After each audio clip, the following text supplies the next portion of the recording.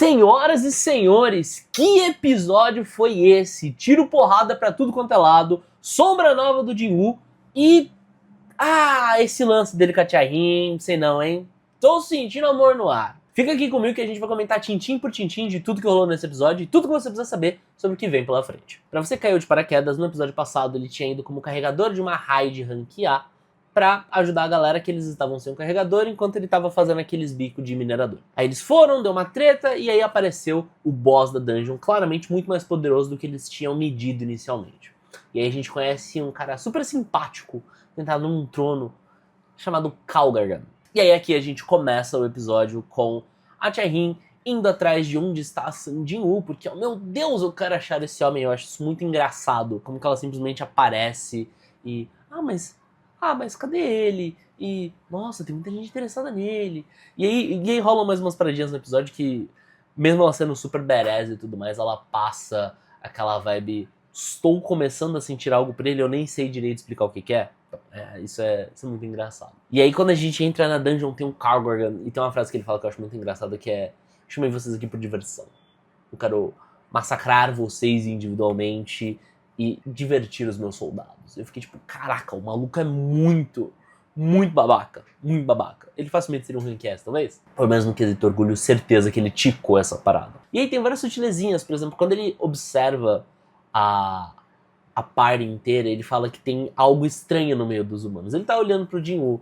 E aí, de novo, mais uma vez, mais uma pincelada, mais algo ali falando que o Jin-Woo não é mais humano, agora ele é algo diferente. E eu acho interessante como eles estão fazendo isso de uma maneira já não tão mais sutil assim, mas você tem várias evidências ao longo dos últimos episódios. Tipo, você não é humano. Nossa, tem algo ali junto com os humanos. E toda vez focando no Jin-Woo, sabe? Tá bem claro, assim, que eles estão tentando mostrar que o Jin-Woo é algo diferente. Protagonista, né? Fazer o quê? E aí começa, efetivamente, a treta do episódio, que é o Kalgargan versus a party. E o Jin-Woo ali no meio. E aí ele começa a fazer o capitão da party como bonequinho. Fica movendo ele pra lá e pra cá com o pseudo poder Jedi. E aí ele cai, igual bosta. E aí rola uma parada que eu não sei dizer se é... ser muito bondoso, se é só querer pagar de bonzão, se é só... não sei dizer, mas eu achei estranho. Foi o Jin-Woo, depois do cara cair assim, ele meio que resgata ele. Ele, não ia me meter, mas posso. Meio que pedindo permissão pra mostrar todos os poderes dele, etc. Não, por favor. O cara lá vomitando sangue, assim, claramente mais pra lá do que pra cá. E aí ele começa... ele, beleza, vou mostrar aqui vim. Crack. E aí ele invoca todo o exército, ele começa a fazer com que todo mundo esteja lutando e ele vai encarar o boss.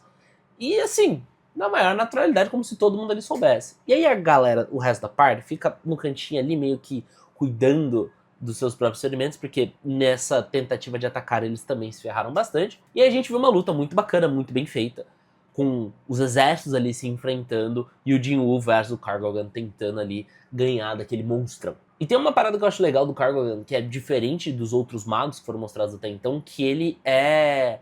ele tem alguns ataques como os magos comuns, tipo, sei lá, o negócio da gravidade que ele fica jogando, a telecinese, etc. Ele usa palavras normais. Mas tem ataques específicos, vários inclusive, que ele fica falando canção disso, canção daquilo outro. Porque ele é um xamã, né? Então ele invoca certas habilidades por meio dessas canções. Mas é interessante porque até agora só ele apareceu fazendo esse tipo de coisa. O resto é simplesmente o nome da skill e um abraço. Em paralelo a isso, a gente tem a associação chegando lá, porque aparentemente eles estavam querendo saber onde estava o Jin-Woo. Aí eles começam a medir o portal, ver que o nível do portal ele tá absurdamente alto. E aí fica aquela coisa tipo, acho que vai dar merda, vamos buscar reforços. Vamos tentar entrar aqui, mas já vai falando pra fulano, Ciclano, Beltrano ficar esperto. E aí parece que é Ilha de Jeju parte 2, assim. Isso porque a Ilha de Jeju, efetivamente, a gente ainda nem viu tudo que tem lá. Mas vocês entenderam. E aí a gente tem aqueles 5 minutos de Jin-Woo mostrando a que veio, como ele é badass, como ele faz, acontece, como ele tem um exército absurdo ao dispor dele. E todo mundo, tipo, nossa, eu sou muito bom e eu consigo invocar, tipo, 2 criaturas. E ele com um exército, assim, de centenas de pessoas. É muito surreal a diferença do nível de poder, por motivos óbvios.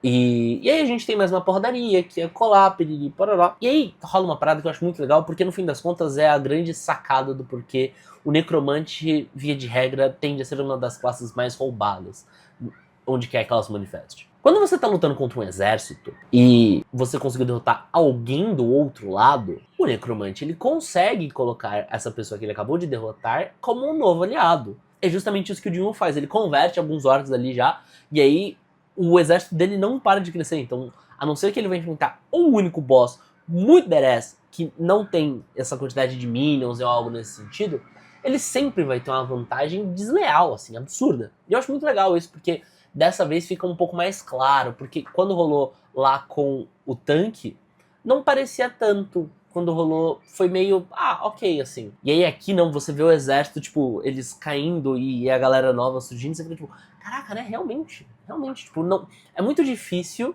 alguma luta conseguir ser desvantajosa pro Jin-Woo se ele conseguir abater qualquer pessoa do lado de lá. O único pulo do gato aqui é de fato a mana, mas ele tem um monte de poção de mana, e inclusive o Kargogan no momento fica, não, eu vou te estressar até o ponto da sua mana acabar.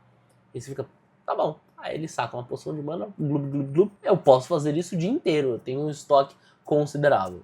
E é muito maneiro isso. Essa luta, esse momento como um todo, eu achei muito bacana. Eu achava que ele ia durar mais, tá? Eu achei que ele ia durar pelo menos mais um episódio. Só que aí você lembra que Solo Leveling não é um anime infinito, tal qual Naruto e etc. Então esse tipo de coisa não dá pra durar tanto tempo assim. Mas do meu lado fãzinho, eu gostaria que tivesse durado um pouco mais, porque ficou muito maneiro. E aí em algum momento ali durante a luta rola uma parada que também é muito importante pro resto da história, que o Kargogan começa a dar uns glitches. Ele começa a dar uns tiltzinhos assim, e ele tipo, não, mas como assim? Algo tá errado, eu só queria derrotar os humanos, eu nem sei porque eu quero derrotar os humanos, eu só ouvi que eu devia derrotar os humanos e fui fazer como se fosse a minha grande missão da vida. E se você já viu os outros vídeos aqui do canal, você sabe o que isso quer dizer e você sabe por que isso tudo tá acontecendo. Se você não viu, vai lá conferir que os vídeos estão maneiraços. E aí esse momento, pra mim, ele serve também como aquelas pequenas coisinhas pra te preparar pra uma parada muito maior. Quem já viu os vídeos sabem, mas é a treta envolvendo o mundo do Solo Leveling e tudo mais, por que os portais apareceram e todas essas coisinhas. Tem várias pistas sendo deixadas ao longo dos últimos episódios. E aí tem a Tia Rainha entrando no portal, tem a galera da associação entrando no portal, tem um monte de gente entrando no portal, e o Jin-Woo, ele está sem filtro algum. Ele tá só descendo a porrada em tudo e todos e fazendo e acontecendo. E aí quando ele finaliza o boss, finalmente, todo mundo tá lá pra ver, tipo, ele fazendo e acontecendo, todo mundo... Tipo o Pica-Pau descobrindo que o neném não é neném. E assim, é bizarro, porque eu fiquei muito feliz quando isso aconteceu, porque já tava ficando uma parada meio repetitiva, já tava ficando algo que, você não é tão sortudo assim a ponto de os astros se alinharem pra você necessariamente todas as vezes. E aí fica aquela coisa, né, toda raid que você se envolve dá algum problema, então é melhor você nem ser caçador, vai virar um florista qualquer aí, que acho que as coisas vão ser mais tranquilas pra todo mundo. E não, todo mundo já viu, a galera, a party que estava incumbida de matar aquele boss viu, e ok, essa é a galera de Randola da vez. A Tia Rainha viu, a galera da associação viu também. Então assim, não dá pra esconder mais. E eu acho que isso é importante porque, pra mim, é importante pra progressão da história, no sentido de, cara, você não vai ser tão sortudo assim. Não dá pra você ficar contando com a sorte ao infinito e além dessa forma, sabe? Então isso é uma parada que eu achei muito, muito bacana de, finalmente, esse problema ter saído da frente. E aí quando ele vai converter, né, o Kargogan, ele esquece o nome. Isso é uma parada relativamente comum com ele. E ele fala, deu um nome aqui, chamei de Tusk. E aí, Kargogan se torna oficialmente uma sombra de San Jin-Woo, e ele passa a se chamar Tusk. E aí tem uma parada que é legal dar aquela pincelada de leve, que há 2 episódios atrás ele tinha um orbe que dava muito poder pra um mago. E ele tava pensando, vou vender, não sei, piriri, pororó, e agora apareceu um grandioso e poderosíssimo mago no exército dele. Então eu acho que ele não vai se desfazer desse item tão cedo. E aí na hora de ir embora ele é salvo pela cavalaria da burocracia. E aqui chega a galera do associação, gente, finge que vocês não viram nada, só faltou pegar o bagulhinho do MIB e fazer o clique-clique. E aí, mano, finge que vocês não sabem de nada e seguimos a vida. E aí, antes dele sair, é engraçado porque a Tia Rainha, ela entra meio na pressa, ela pega uma picareta da galera da mineração. E aí alguém, quando estão indo embora, pergunta, por que você tava com a picareta e tal? Ela, será que ele me achou esquisita? E eles já começam tipo, pô, mano, vai virar um casal, por favor, se beija logo, vai logo, tá ligado? É muito é bonitinho esses momentozinhos, assim. Você sabe que eles vão acabar virando um casal, dado essa construção que vem sendo feita até aqui. Mesmo que eles tenham tido pouquíssimos, quase, na real, quase nenhuma interação direta um com o outro. E aí ele sai pleno, lindo e belo. E começa a preparação pro próximo episódio, que vai ser aquela parte mais pública, mais burocrática da coisa, que nem tem sido mais ou menos essa temporada. Tem, tipo, um episódio mais porrada, um episódio mais tranquilo, um episódio mais porrada, um episódio mais tranquilo. E o próximo episódio ele vai ser um dos mais tranquilos. Porque aí ele foi tomar um café com o Jin-Woo. Eles não mostram exatamente o que vai acontecer ali e tal, mas, ao que tudo indica, vai rolar justamente a conversa do Jin-Woo e do Jin-Woo pra ele vir pra guilda do Jin-Woo. E, enfim, mas isso não fica claro ali, é só uma preparação pro próximo episódio. E aí, nessa preparação pro próximo episódio, a gente tem o café do Jin-Woo com o Jin-Woo, a gente tem a guilda dos caçadores, não a associação, a guilda, Hunters. O Choi conversando com o capitão que estava responsável por essa raid, e eles estavam meio assim, mano, a gente precisa trazer esse cara a todo custo. E aí eles meio que percebem e tudo mais, porque o Jin-Woo, ele tem um conjunto de habilidades muito exclusivo, né? Não só a questão do próprio exército, mas assim, habilidade de magia, velocidade e furtividade, tipo, ele tem um conjunto de habilidades que é raríssimo. Até porque, né, ele é uma figurinha ímpar, ele é Pokémon Shiny, onde quer que ele vá. Então, assim, a mera presença dele em qualquer uma das guildas faz com que o equilíbrio de poder vá balançar drasticamente. Por isso que eu, inclusive, acho que ele vai pra guilda do Jin-Woo. Ele vai pra guilda do Jin-Woo. E aí, pra fechar o episódio com chave de ouro, a gente vai pro dia seguinte, onde, teoricamente, vai rolar a nova avaliação oficial do Jin-Woo e tudo mais.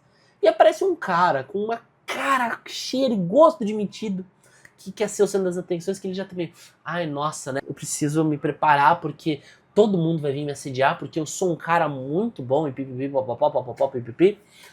E aí a gente acaba o episódio assim. Se eu não me engano, ele é pouca bosta, e claramente ele não vai ser o centro das atenções, mas vamos ver como as coisas vão se desenrolar. Agora, falando de comparações, manhwa, anime, segue ainda uma vibe muito próxima do que tá aqui. Eles mudaram algumas ordens ali, até por uma questão de ritmo do episódio, querer cortar a boss fight no meio pra mostrar uma parada X. Dependendo de como eles fizessem, acho que ia ficar ruim, ia quebrar o ritmo do episódio. Mas estamos chegando ao fim do material que a gente tem publicado aqui no Brasil. Isso aqui ainda é o material da New Pop, é a 5ª edição. Eu fui dar uma pesquisada hoje e o 5º volume da Panini está previsto para ser entregue, para começar a ser entregue, segunda quinzena de fevereiro. Então, talvez em março, talvez assim, no final dessa temporada do Solo Leveling, a gente veja alguma coisa sobre o 6º volume pela Panini aqui no Brasil. Mas por enquanto, acaba aqui, tanto que, pra eu não falar muita groselha, eu vim olhar aqui e este volume lindo, belo e cheiroso aqui, ele tem papo de... Ele tem papo de 310 páginas, mais ou menos. Dessas 310, o que a gente já tem de publicado aqui, ele é o que a gente já tem publicado, que foi adaptado, parou em meados do capítulo não, da página, porque na prática tem tipo 3 capítulos por volume, porque o jeito que eles reorganizaram ele é meio estranho, porque originalmente isso era um webtoon, então pra readequar algumas coisas eles não seguem algo necessariamente tão padrão quanto a gente tá acostumado. Ó, aqui ó, a gente, falando de uma comparação direta, a gente está na página 230, que é justamente o exato frame do cara com aquela cara de, nossa, tem um monte de gente aqui, pipipipopopó. E aí tem mais um capítulo que, coincidentemente ou não, é o mesmo nome do próximo episódio, o 10º Caçador Rank S. Então assim, a gente tá falando aí de 70, 80 páginas, chutando bem alto do que ainda tem pra ser adaptado pra anime, do que... Então assim, a gente tá falando de 70 páginas do que a gente tem hoje, publicado no Brasil, pra ser adaptado pra anime. Depois disso, é segurar a emoção, é ir pros seus pulo-flix, um abraço. Mas assim, eu curti bastante, acho que o episódio foi bem bonito, as lutas foram bem maneiras, as sombras aparecendo, os glitches, sabe? Tem várias coisas espalhadas aqui a colar que estão construindo uma história maior. Então não é simplesmente coisa solta e também não é só porradinha. Então acho que esse equilíbrio muito bem feito de tudo isso faz com que eu tenha gostado bastante desse episódio. Ouso dizer que foi o meu episódio favorito até então. Vamos ver o que o resto da temporada nos aguarda. Mas aí, o que você achou desse episódio? Você acha que eu deixei algo muito importante de lado, que você acha que a gente precisa falar sobre isso? Deixa aqui nos comentários, bora trocar uma ideia. Aproveita que chegou até aqui, dá um like nesse vídeo, se inscreve no canal, porque assim o YouTube entende que esse canal precisa de mais otakus, vai mostrar pra várias pessoas muito bacanas e a gente vai crescer cada vez mais essa comunidade que a gente tá construindo por aqui. Então não marca bobeira e bora continuar. Espero que você tenha curtido esse vídeo e eu te vejo no próximo. Até lá, valeu, falou, fui!